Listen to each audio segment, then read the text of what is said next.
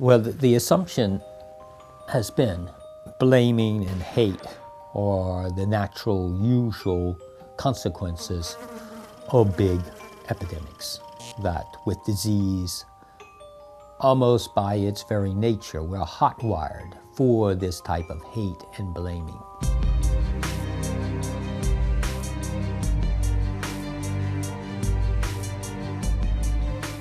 Usually in explaining why hate is provoked by a particular disease, there are single explanations. And one commonly employed is the mysteriousness of new diseases.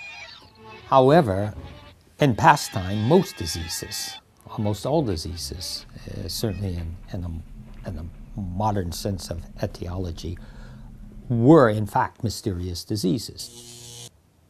Another single explanation is the gruesomeness of the disease, its signs and its symptoms.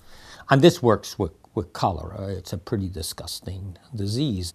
However, you have yellow fever, which is perhaps as disgusting a disease, yet curiously enough, never produces any of the mass demonstrations, the attacks and blaming of hospital workers, of doctors, of government officials, that cholera does. I think it's part of our profession to always look at causes as having to do with the underlying social political context. What surprises me is how often diseases bring communities together as opposed to ripping them apart. Here one can turn to U.S. history, cholera strikes with the attacks and murders of physicians, insults to and labeling of the working classes as those responsible for the disease. When we then look at yellow fever in America, we find a different story. That of New Orleans in 1853 takes place in a context just on the eve of the American Civil War, with racial tensions well in play, with sectorial antagonisms growing between North and South. Instead, what we find is, in fact, communities coming together.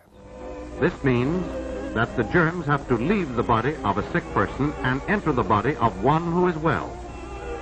Well, contagiousness of the disease is another factor that's been pulled out, and this works perfectly well with Black Death, at least for 1348 to 1351.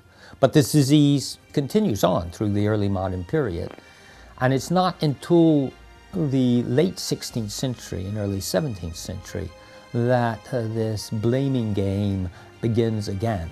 Mass violence, mass prejudice, if anything, in the 20th century has gone in just the opposite direction. But it is not needed or relied on an outbreak of a pandemic or epidemic or any type of disease to stimulate such mass hatred and violence. Why is this the case?